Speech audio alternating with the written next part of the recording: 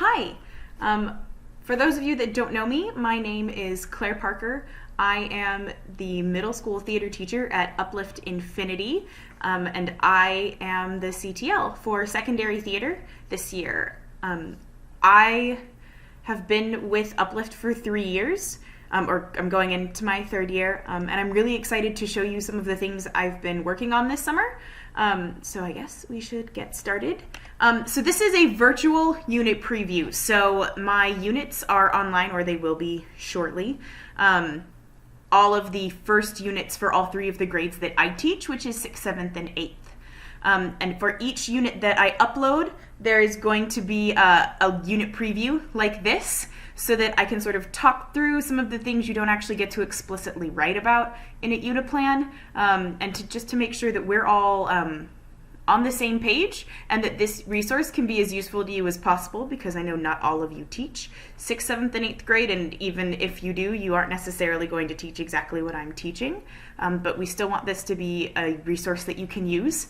So that's kind of the idea behind these, to talk through it so that you can use the parts that are useful to you.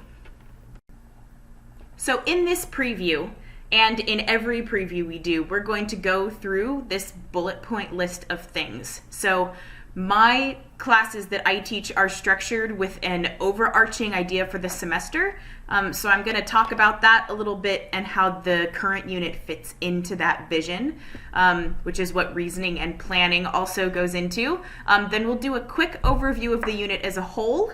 We'll talk about alignment to TEKS, to IB criterion, and to the statement of inquiry, making sure the assessment lines up. We'll talk about each of the days in there really quickly. We'll talk about the important parts of the assessment, and then we'll close out.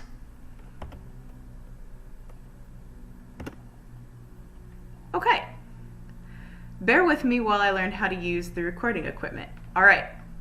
So what you have on your screen right now is a screen cap of a document that you should have access to called A Year at a Glance.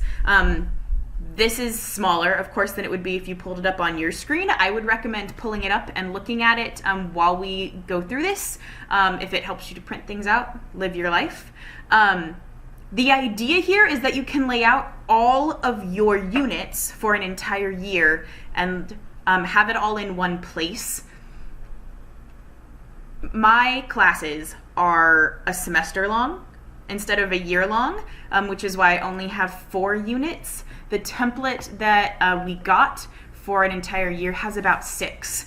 So my units are very much brief overviews. They can feel even a little rushed sometimes, but I feel it's important to get through all this material, and it actually makes it easier to spread out those MYP objectives a little bit for evaluating, because otherwise that's a lot of things to be evaluating in one unit. So as I said, each of the years that I teach, or each semester that I teach, because I teach scholars in 6th grade, in 7th grade, and then again in 8th grade, they each have a theme. So in 6th grade, they're working on acting skills, and this is the first unit for my 6th grade semester that we're looking at right now. In 7th grade, they work more on backstage things. We work on playwriting and costume design and directing, and those kinds of things. And then in 8th grade, we do theater history. So we go through Greeks and Shakespeare and musicals. So again, all of these year at a glances, not just this one, are all things you have access to on Blackboard. The most important part for everyone, whether or not you are teaching these grades, whether or not you're teaching this content, this section right at the bottom that says requirements are things that Sophia and I worked on this summer, and we feel like every theater class should have all the time. There's one of these bullet points that's really specific to MYP, so if you're working in a DP program, that's going to adjust a little bit, but not a lot. But MYP applies to most of us, so if nothing else, this should look the same on all the year at a glances, but pull one of those up and be sure you go over those requirements. So for the semester, my units really build on each other. They're put together in a really specific way so that in 6th grade, we're really building the scholars' confidence. Some kids come into 6th grade and love being the center of attention, and a lot of them don't. So it's built so that you can help build their confidence and get them more comfortable being on stage while you're also teaching them acting skills. So we're going to start by looking at this very first unit, which is about acting basics. Okay, so quickly we're going to go over sort of why this unit exists and why it goes in this place in the semester. So for this unit, there are essentially 2 things I am trying to make sure happen. I want to make sure that the scholars are oriented to my class. This is the first time any of them will have had me as a teacher, and for most of them, the first time they'll have any kind of formal theater education or training at all. So I want to be sure that they are oriented to the class, they're oriented to theater vocabulary, and I want to start building their confidence. So the idea here is to start out with something small and fun where they get a lot of say in what they're going to perform at the end so that they are choosing something they feel really comfortable with. So in general, we're just going to quickly go over the things here from the year at a glance. So the statement of inquiry for this acting basics unit is the actor's main job is to present so that they clearly communicate with the audience. I know that for lots of people, they write SOIs in a way that qualify them. Some of my SOIs work that way so that scholars have space to explore. For me, at the end of each unit, scholars are required to write to me about whether or not this statement of inquiry is true or false, and they have to use their experiences from the unit as their evidence to back up their statement. If you have never built a statement of inquiry, the things you need to know right now are that the concepts and the context that you see here all roll in to create the statement of inquiry. If you don't know how to do that, I am happy to go over that with you. It's definitely doable, but just so that you are tracking on how all of those things fit into the statement of inquiry. So for the summative assessment for this acting basics unit, scholars are going to do a lip sync performance. They get to pick their song. I have to approve it. But they are going to pick about 90 seconds of a song that they like, and they are going to have a lip sync battle against another scholar in class. I show them a video of the TV show Lip Sync Battle. That's kind of the idea that we're going for. When they're not performing, they are in the audience and they have an assigned pair that they're going to critique. So they're getting graded both on their performance and on the critique. That's one of the MYP criterion that we are actually assessing here. So both of those things are important. I do favor giving my scholars something to do when they're in the audience. Middle school is so young, it's really hard for them sometimes to invest in just watching their fellow scholars perform and learning from that and being able to talk about it afterwards. And so having something really active and in the moment for them to do is good. I don't always grade it, but in this case I am. Interdisciplinary connections on the unit plan, it's here on the year at a glance. It's not really something that we're covering today. All my contact info, if you don't already have it, is at the end of this slideshow. Reach out to me if you have any questions about how any of this connects, or any other ways you could find interdisciplinary connections if that's something that you're really focusing on at your school. I would be happy to help you out with that. Okay, alignment. So when we're talking about alignment, we're really talking about the summative assessment and making sure that it lines up with everything that I've said it's going to line up with. So first we're going to talk about the TEKS and how the TEKS show up in the unit and in the summative assessment. So the first TEK here is that they respond to sounds, music, images, and the written word, incorporating movements, which is actually exactly what they're doing for their lip sync. They're using the sounds and the music to create movement. So check. On this one, They have to be able to create a plan. That's one of the things I'm grading, is they're going to create a blocking plan for themselves about the movements they're going to do, and they're going to have to use that theater vocabulary. I'm focusing really specifically on stage directions there, but they have to use that vocabulary in the correct way in their plan to get all those points. All right. There's not a lot of speaking in this unit. There's a lot of moving, but I am teaching scholars how to slate, because I like them to slate before every performance, because I'm 100% terrible with names and it helps me, and it's just a good skill for them to have. So that's how they're demonstrating safe use of voice, and then of course being able to perform their lip sync is safe use of body. While they are not going to create a video, they are going to find this song and figure out which 90 seconds of it they're going to use, and so they are using technology, even though it's not one of the ones specifically listed here. Audience etiquette. You can use this one almost all the time.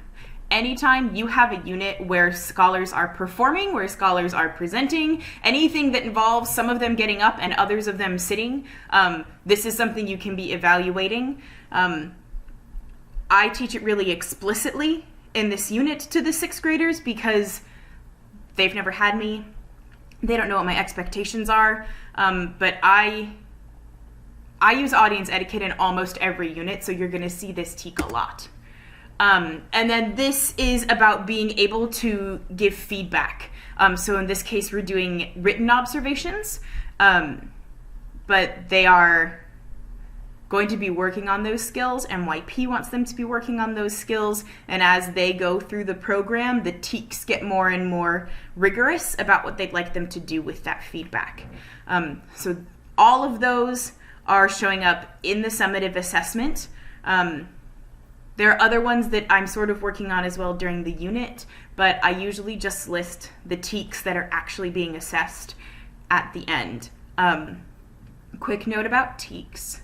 So in my case, because I only teach for a semester, it is 100% insane to try to cover all the teaks that are built for a year in a semester. So my goal when I'm setting up my year and everything is that all the teaks, because middle school 1.1c, there's 1c for middle school 1, which is 6th grade, and middle school 2 and middle school 3. So I will hit each of those at least once in the 3 years that they have me. A lot of them will happen twice, but it's far too much to try to do all of that in one semester. And if you are also in a situation where you're not teaching all year, find a way to do it that you think is as close to achieving the spirit of the teaks as you can, but please don't go crazy trying to teach all the things. Yeah, that's insane. Okay. So this slide is about alignment to the MYP objectives. So all of the criteria here are for year 1. If you've never looked at these objectives before, just like with the TEACS, year 1 starts in 6th grade. You have criteria for year 1, year 3, and year 5. In my 7th grade units, I'll talk about which year I use and why I chose that, but we're in 6th grade, so we're using year 1. So the first one that I'm assessing is that they can demonstrate an awareness of the art form studied. This is a place where I'm putting the grades for their planning pages, where they planned out their movements, that they slate properly, and their audience etiquette. Those are the things that are really explicitly taught in this unit and that are new information, and I want to be sure that they understand. To demonstrate an exploration of ideas, part of their planning is coming up with a story for their performance based on their song, and they have in-class rehearsal time that they're also getting graded on. So those two things fit in here. And then this last one, again, it's about critiquing, it's about evaluating, so the critiques that they are doing in the audience are what constitutes this part of their grade. All right. Alignment to the statement of inquiry. So again, at the end of each unit, scholars are going to write me about whether this SOI is true or false. For this particular unit, scholars are getting experience on both sides of this statement of inquiry. So they're working as performers, trying to communicate with their audience, and they're also in the audience seeing who communicates best, at least out of one pair. So they're going to have information on both sides to be able to bring in as evidence for that decision at the end. At the end of each unit, and we'll see this in a bit, I have a whole day of wrap-up where we do reflections, where they write about the statement of inquiry, so they have time to process the information. And for this unit in particular, they get to find out which scholars won, and we can talk about similarities in the scholars who won and what they were doing that communicated effectively. So this unit is built really specifically for 6th grade. And I know not all of you teach 6th grade, but the criterion are aimed there, the TEKS are pulled from the 6th grade year, and the idea that this is introducing scholars to the class as a whole, it's all really specifically built for the first time any of these kids set foot in my class. But since not everyone teaches 6th grade, I wanted to have a place for some ideas about adjustments you could make if you're interested in teaching this kind of unit to scholars who are older. Some of the ideas I had: lengthening the presentation. I've made it really short on purpose because it's the first time kids are on stage. They can't do a whole song, so that's something to think about. You can also shift the focus a little bit. A lot of the focus of the grading, which you'll see when we get to the assessment, is on: can they slate? Do they have the right vocabulary for the theater? That kind of thing. And you can focus more on them creating a character and a story that they're presenting on stage, which is definitely higher level. And then there could be more requirements, or just requirements that are more in-depth for the critique that they're working on.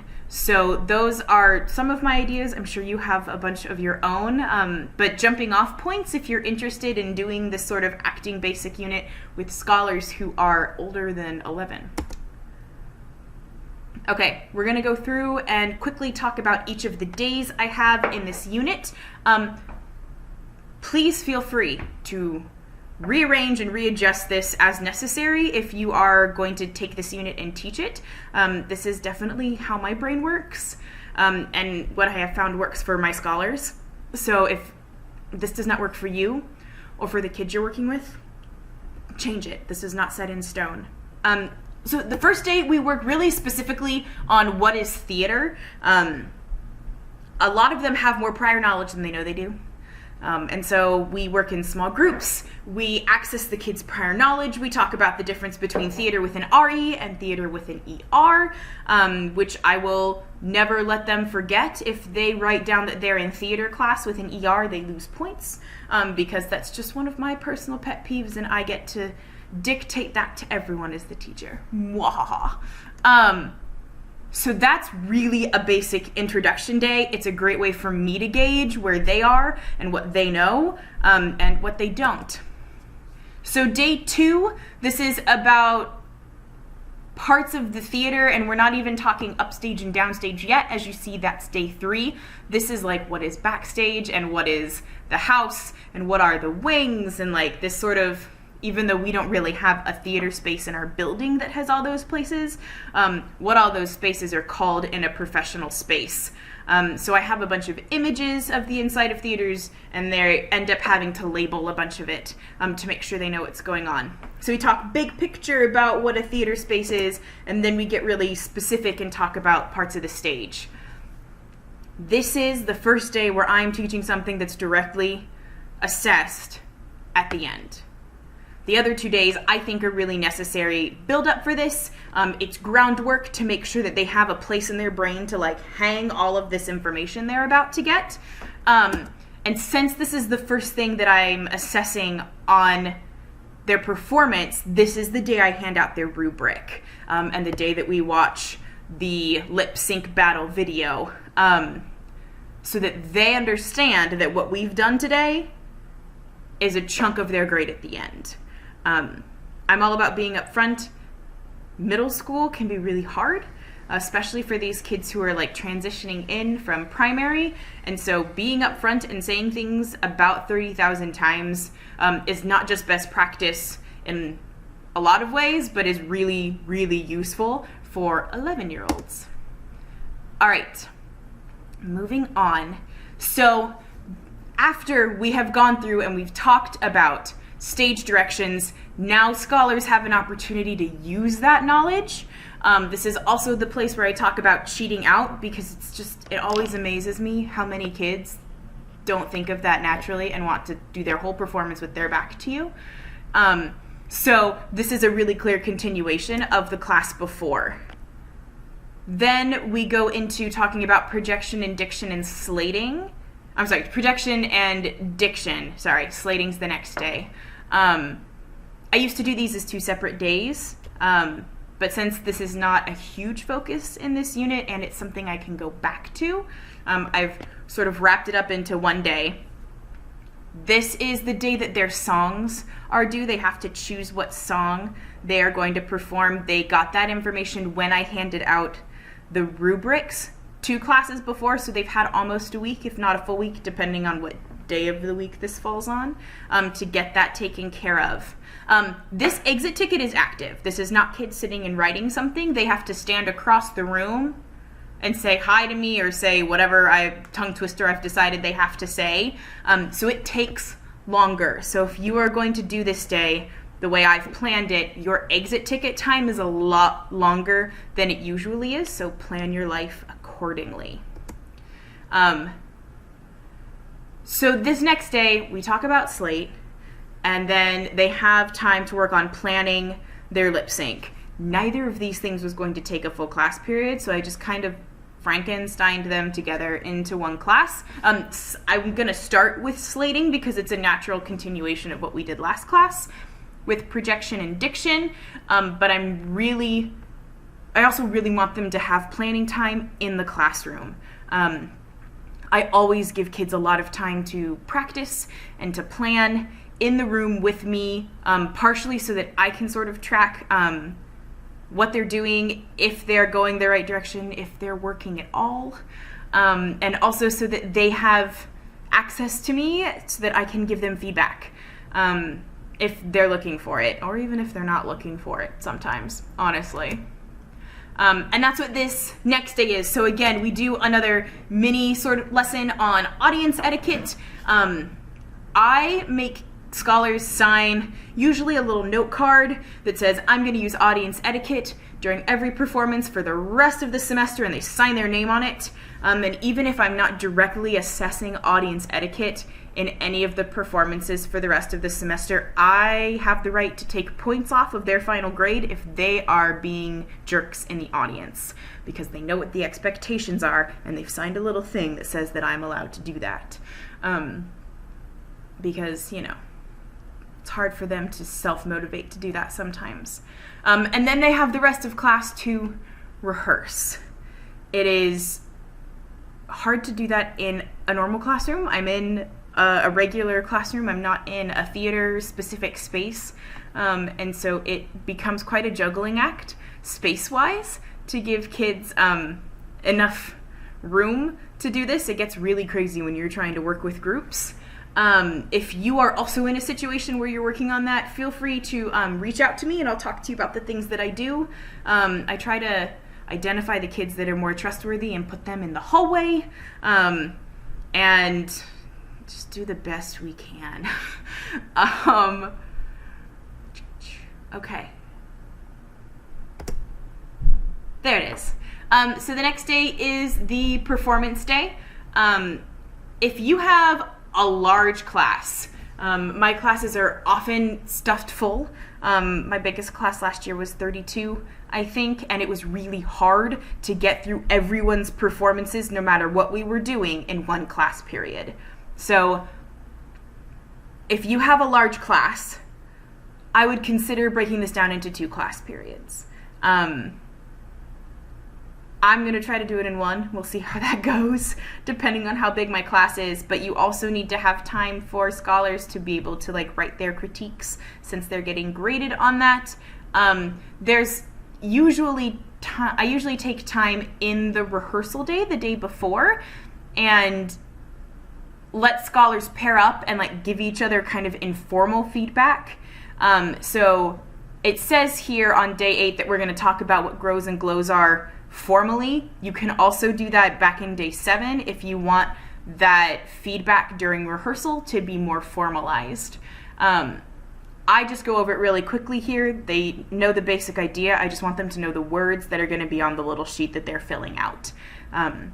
There is no exit ticket today because they've just done their summative assessment, so I don't feel the need to also have a formative assessment. That seems weird. And then the very last day is our wrap-up day. So this day is at the end of every unit that I have. To be completely honest, I've never done this before, but partially because my class sizes are so big and I take so much of the class to do performances, and partially because I will not give myself this time if I don't make it a whole day. And I think the kids need it, and I think I need it. This is a time for scholars to reflect on what they've learned. Again, in this unit, we're going to go over which scholars won the competitions and sort of talk about the similarities so that they're able to write this paragraph they have to write about the statement of inquiry. But this is also a time for them to just give me feedback, which I've got a little questionnaire. It's really structured. They don't just get the ability to be like, this sucked, or whatever.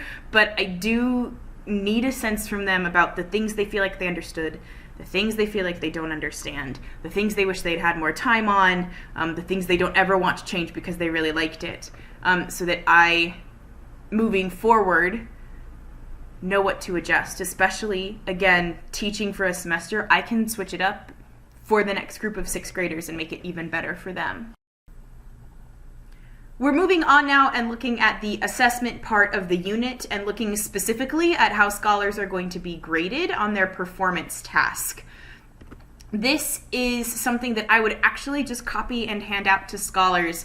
I know that a lot of the paperwork that we end up having to do, especially with unit planning and lesson planning, it can feel at least redundant, and I try to minimize that by wherever I write it the first time, making it the way I'm going to use it in my class, so I can just copy and paste and maybe fix the formatting and hand it straight to my scholars.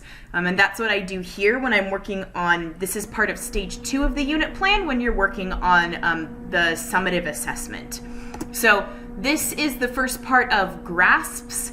If you don't know what the GRASPS model is for creating assessments, reach out. It's not the only way to go through and make sure that you are covering all the information in your assessment that you need, but it is the one that I like the best, so all of my units are going to use it. Again, this is something I'd hand straight to scholars. This would be on the front page, and then the rubrics will be on the back. If you notice here at the bottom, they are going to be receiving an extra credit pass or a homework pass, sort of depending on how I end up going with that, if they win out of their pair. So the scholars will be critiquing them, and that will be part of deciding who's going to be the winner. I like to incentivize these projects, especially with scholars who are new to theater, but honestly, all the time. I live off incentives. It gets a lot of work out of scholars, and it helps them, I hope, learn how to sort of internally motivate themselves. These sort of go away the closer you get to the end of 8th grade, but they are all over the place in 6th grade and pretty frequent in my 7th grade stuff, even if they're not written explicitly into my unit plan. Feel free to not use that or to use something else, something that's more specific to your classroom, but I love incentivizing. So this is the P part of GRASPS.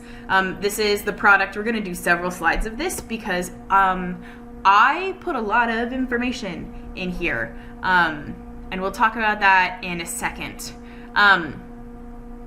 They are allowed to choose a song that's in any language. They do need to provide a translation of the lyrics. It doesn't have to be like the most amazing translation, but I need to know that the song is school appropriate.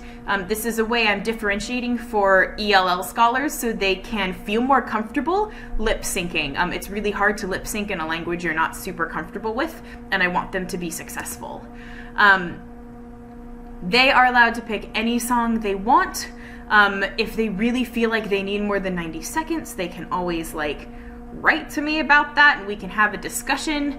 A lot of kids don't want to take the time to write a justification, so this doesn't happen very often, but those passionate kids, it's a place for them to do that. This is also a type of differentiation.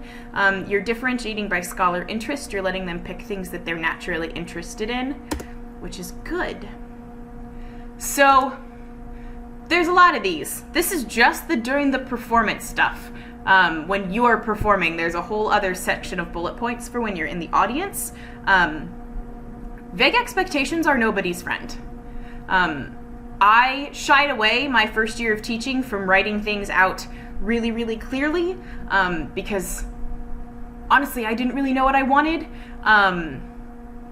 So even if I get to a point where I decide that this is not what I want moving forward, this is what I've told them I'm grading them on, and this is how they are going to be graded for this unit. That way, I'm on the same page, they're on the same page.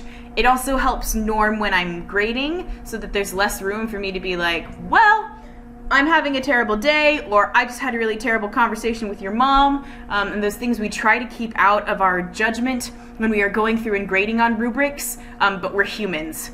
And this helps me eliminate that because everything is really clearly laid out. In particular, these little parenthetical things are not super frequent in what I give to scholars, but this is the first rubric that any of them will have gotten from me, and I give them time to look over it and ask me questions, and I don't want them to panic. Some of them will when they see things on there that they haven't been taught yet. So those parentheticals are in there to sort of help assuage their fears, and they'll still panic about it, but at least it's written down. This, again, extra clear expectations. This is what they are doing in the audience. I sort of feel like I'm doubling up on the incentives here because they are helping me choose the winning pair, and they really like that power. I am the person who ends up deciding, so if I feel like they went through and were like, well, this person's my best friend, so they win, then I can go against their recommendation here. So when we're looking at the assessment and the rubric, I'm not going to go through the entire rubric. You have it. I'm just going to go over sort of how to read it, and we're going to talk about what the exemplar would look like, what I'm expecting from the best of the best scholars. This particular layout for the rubric is something only used in my unit plan. So when I give these to scholars, there is a page with the A rubric, a page with the C unit rubric, and a page with the D rubric. And they're 2 columns, so you have my task-specific clarifications next to the actual IB language and what they are expected to do to get each of those levels. If you are super confused about what I'm talking about, my email's at the end. You can send me an email and we can talk about what IB MYP rubrics look like and sort of how to read them. But this is a really concise way to put it on the unit plan. And since this is what you're seeing, this is how I wanted to talk through it. So again, we went through at the beginning these 3 criterion that they're being evaluated on. And then what I do, I go through and I break down essentially the tasks that I told them in the grasps section, and I put them with the MYP criterion that they line up with the best. So this shouldn't be new information, or it shouldn't be much new information, but it is broken up in a different way. My point system can feel a little crazy, but it gives the scholars a ton of clarity, and it makes sure that I am normed on everything. So, for instance, if we're looking here at knowing and understanding, there are 1, 2, 3, 4, there's 5 things that count in the knowing and understanding grade. So if they do everything correctly and they plan their movements on paper with the correct formatting and all the language is correct, and their performance matches their planned directions and they cheat out, then they're going to get 6 points for each of these. So that's 6 points for planning their movement and 6 points for performing it correctly. But if they go through and their slate isn't perfect, then they're going to lose points on that, and that will go into a different category. So if it goes down to a 5 and 6, then that's going to be, I'm not doing my math well in my head, but they lose points. You can see the rubric, you know what the math is. And then again over here, so that's 30 points over here, and then we go over to C and D. There's 2 things. Each of them is worth 20 points. There's also a lot of emphasis on them being able to think creatively, and that they're taking a risk. Essentially, the actual expectations here, like they plan a story that communicates with the audience, and that I can tell that they've made effort in rehearsing and trying to make it clear. I'm putting emphasis on that criterion in particular because the things that fall under that, I think are the most important to understanding the statement of inquiry and exploring that. So that's why the biggest chunk of the points lives here. So it's 30 points for criterion A, 40 points for criterion C, and then we go over to D, and there's 3 things there, so that's 30 points with 10 each. And this is, again, all about their critique. So they know exactly how it breaks down. It adds up to 100, but they also get the IB grade for each of those separate rubrics. I have not done this before, but I'm going to try to, I'm working on creating a way for scholars to track their own progress. Not just in the 1 semester they have me, but over the whole 3 semesters that I have them, having broke it down by each of these strands in the IB criterion. So getting those individual grades is going to be really important to them this year. Okay, differentiation. Differentiation is, I know because we've had this discussion in previous collaboration days, it's something that I personally struggle a lot with, just because I feel like I end up with a lot of balls in the air, and I don't always remember how many there are up there, and I get to the final task or creation, and then things just start falling down around me because kids are like, I thought I had extra time, and I thought I had this, and you were going to give me this, and like I am really terrible at keeping track of all of that. So I'm doing a lot of prep work this summer on ways that I can keep all that really clear for myself, and part of it is that I'm being more specific in this differentiation section on my unit plan. The during daily instruction ones are pretty generic. These are the things that I do the most often. Not that I won't do other things as needed with scholars, but most often there's preferential seating, extended time, and tutoring. It's mostly coming in if they feel like they need my eyes on something that they're working on, or if they missed a performance day, they can come in and make that performance up on their own time. Most of this is how I can adjust the summative assessment. And since I feel like all the days in the unit really build specifically to support the summative assessment, this differentiation then can sort of trickle down into what we're doing in each of those specific class periods. As was noted earlier, ELL scholars have the option to perform a song in their native language as long as a translation is provided to the teacher. And they don't have to write that. I'm okay if they go to Google Translate and it's terrible translation, but as long as I can tell that they're not singing about things that they should not be singing about in school, we're good. Scholars who need extra support, and that can look like a lot of things. For this unit in particular, I am going to have a list of 3, maybe as many as 5 songs that they can pick from that I think give them a really good opportunity to tell a story. And they also, if they need it, would be able to work with me to come up with the idea of the story from those songs. Scholars who need an extra challenge, who are really high achieving and are maybe going to get bored, or who are able to achieve more and you want to push them, or I want to push them, I guess, in this case. I'm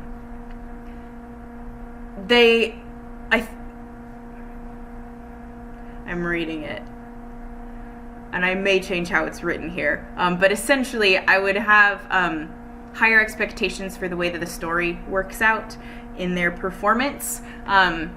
The other option is that they can pick a song where words go by really quickly, whether that's a rap or a patter song. I'm thinking specifically about having a list of those as well that they can choose from if they want that extra challenge. We have gotten to the end. This particular virtual unit preview is longer than most of them are going to be.